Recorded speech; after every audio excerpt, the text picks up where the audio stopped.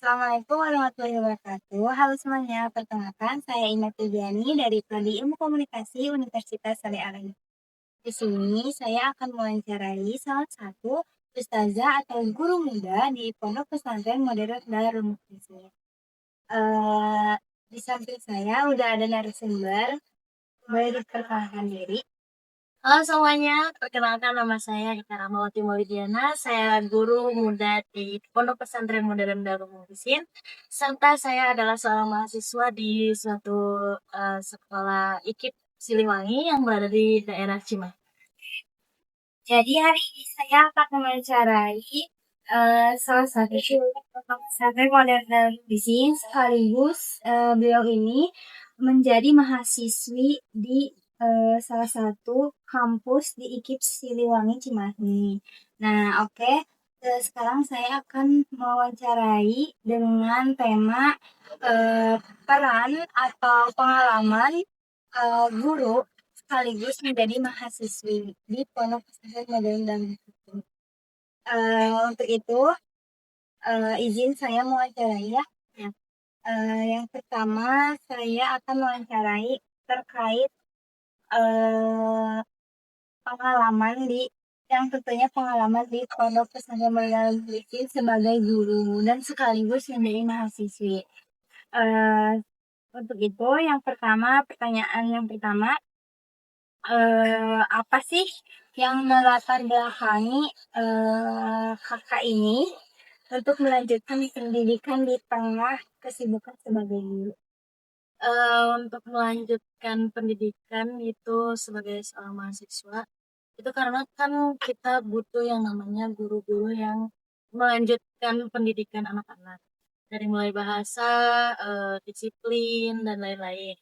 Terutama di pelajaran bahasa Inggris, karena kebetulan saya mengambil jurusan bahasa Inggris di kampus saya, itu untuk meningkatkan bahasa santri. Ya, kalau untuk di pondoknya kakak mengajar dengan pelajaran apa? Kalau di pondok saya kebetulan mengajar reading dari kelas 1 sampai kelas 2, dan juga saya mengajar pelajaran usul fikih kelas 3.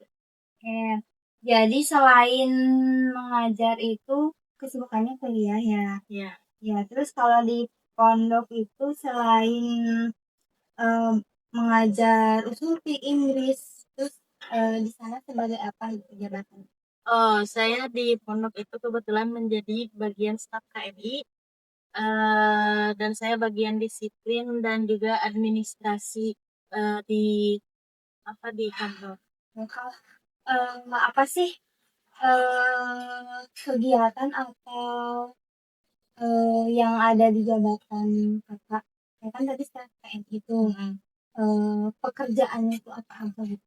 Ya, untuk disiplin itu termasuk kayak mendisiplinkan anggota untuk masuk kelas, terus buat ngecek-ngecek setiap kelas juga.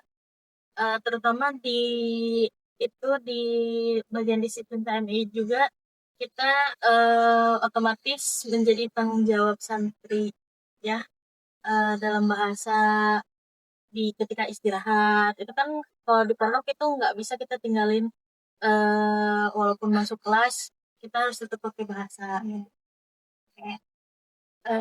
Berarti selain mengajar, kesibukannya itu kan kuliah. Gimana sih cara kakak untuk membagi waktu antara mengajar di dan kegiatan pondok juga ini apa kuliah gitu sebagai mahasiswi? Oh, kalau misalnya untuk kegiatannya itu, karena kita minta jadwal kuliahnya. Jadwal kuliah itu kita mengambil kelas non reguler atau kelas karyawan. Jadi setiap hari Jumat, Sabtu dan Minggu itu kita minta dispensasi kepada pondok untuk masuk kuliah. Lalu setelah itu kita meminta jadwal untuk menjadwalkan ulang untuk kita di hari-hari selain hari Jumat, Sabtu, Minggu. Berarti apa sih tantangan terbesar kakak dari kuliah serta kegiatan yang ada di pondok?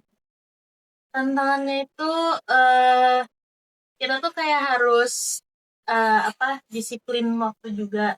Terus kayak kita harus membagi waktu kita kayak gimana, terus nggak mungkin kita fokusnya cuman ke kampus, nggak mungkin juga kita fokusnya ke pondok, karena kan otomatis kalau di kampus pasti ada tugas-tugas yang harus kita kerjain. Di samping itu juga kita harus mengerjakan tugas yang ada di pondok juga.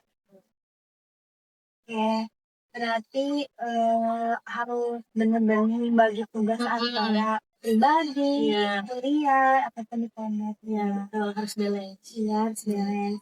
Selanjutnya nih, eh, bagaimana cara kakak untuk mengatasi tantangan tersebut atau tantangan kesulitan yang ada di pondok ataupun di kuliah ataupun di tugas-tugas yang ada di kakak gitu.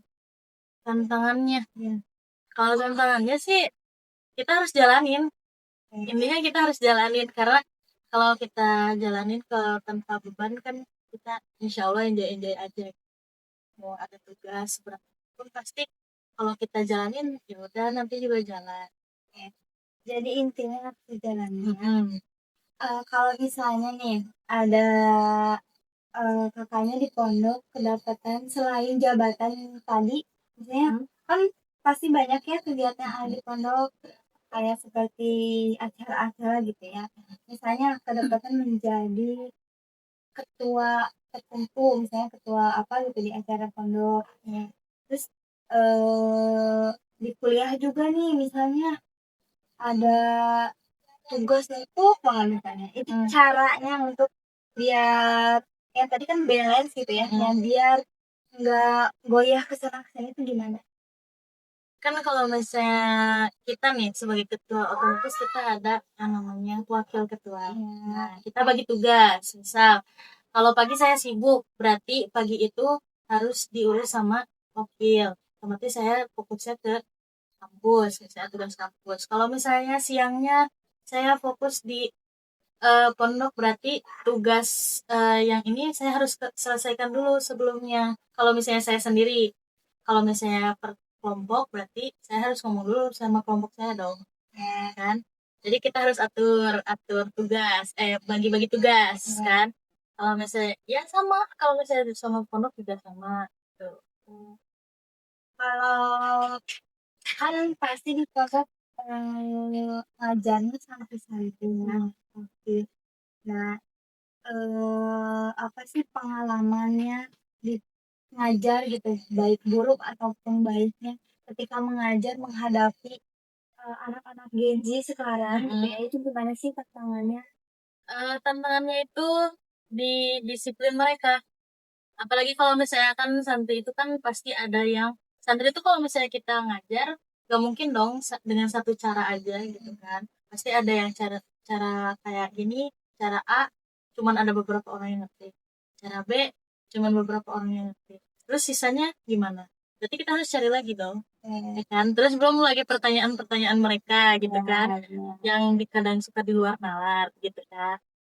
Coba dong kasih contoh ya, gimana sih cara untuk mendisiplinkan anak-anak apalagi zaman sekarang ya, seiring berjalannya waktu anak-anak sekarang itu kayak susah banget untuk disiplinnya. Itu gimana sih? Salah satu kasih aja contoh gitu buat anak ketika di maupun di asrama ataupun di kelas. Kalau banyaknya kan saya ketemunya sama anak-anak itu di kelas ya. Kalau misalnya anak-anak itu lebih asik, mereka itu suka minta waktu buat baca buku di perpustakaan.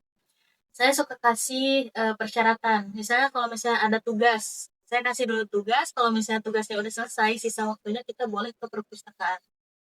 Tuh. Kalau saya. Nah, Oke, selanjutnya nih, apakah ilmu ataupun pembelajaran yang kakak dapat di kampus itu ngaruh gak sih buat kakak ngajarin ke santri-santri yang di pondok gitu? Apakah masuk gak ke dalam materi dari kuliah sama diimplementasikan ke dalam santri-santri gitu di pondok? kalau misalnya buat mengaplikasikan ya, Iya. itu masuk, tapi untuk kelas ukuran kelas satu itu Kelas satu itu kelas apa? kelas setara sama kelas 1 SMP ya. SMP. Ya, itu ada beberapa pelajaran yang lumayan lah buat bisa dipakai. Karena kan mereka juga harus belajar kayak misalnya kenapa ini penggunaannya bisa kayak gini gitu. Sama juga sama kelas 2 itu kepake banget sih. Apalagi tadi apa, masuk ke apa kalau di kuliah tuh ngambil jurusan apa? Bahasa Inggris. Iya, apalagi bahasa Inggris ya, Iya. pasti masuk banget. Di Nah, masuk pondok kan, eee, apalagi pondok modern ya, belajarnya bahasa Inggris, bahasa Arab gitu ya. Jadi berarti masuk banget ya materi yang disampaikan di perkuliahan sama disampaikan lagi kepada anak-anak atau santri gitu ya. Oke, selanjutnya, eee, apa yang menjadi motivasi Kakak untuk semangat menjalani, keduanya nih, kayak menjalani peran sebagai guru muda gitu ya di pondok, sebagai mahasiswi juga, itu apa sih motivasinya? Kalau motivasi saya sih sebenarnya untuk memajukan bahasa ya di pondok itu. Karena kan kalau misalnya bahasa itu jujur ya kalau misalnya untuk yang putra itu dia lebih condongnya ke bahasa Arab. Nah, sedangkan kalau misalnya bahasa Inggris itu mereka kurang. Kalau misalnya putri itu mereka condongnya ke bahasa Inggris, tapi cara penggunaannya mereka itu kurang. Nah, itu di situ tuh bikin motivasi saya supaya gimana ya caranya mereka menggunakan bahasa yang pas gitu, sesuai dengan kaidah yang ada di bahasa Inggris gitu. Ya, jadi motivasinya untuk bisa ya mengembangkan bahasa Inggris, terutama bahasa Inggris di pondok. Kayak selanjutnya nih, apa harapan kakak setelah menyelesaikan pendidikan nanti? Harapan saya sih semoga di untuk generasi selanjutnya setelah saya ada penerusnya lagi. Terus bahasa di apa namanya di pondok juga semakin berkembang. Oke, sebagai penutup ya, akhir pesan atau motivasi kakak kepada guru-guru muda gitu di luar sana maupun di pondok-pondok lain yang mau kayak sambil kuliah juga nih kayak kakaknya nih, apa sih buat mereka bisa mengambil kayak pendidikan juga, bekerja sambil kuliah ya, sambil jadi guru gitu.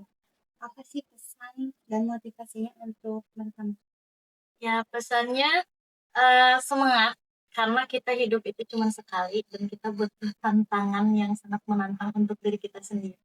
Oke, jadi intinya harus semangat ya, karena kita juga butuh yang namanya kerjaan sekaligus pendidikan. Oke, mungkin cukup sekian ya wawancara kali ini. Terima kasih kepada Kak Ika yang sebagai guru Genzi atau Ustazah Genzi di Pondok Pesantren Modern Darul Firqin sekaligus mahasiswi. Terima kasih Ustazah Ika. Mohon maaf ya kalau ada kata-kata yang salah. Terima kasih semuanya. Wassalamualaikum warahmatullahi wabarakatuh.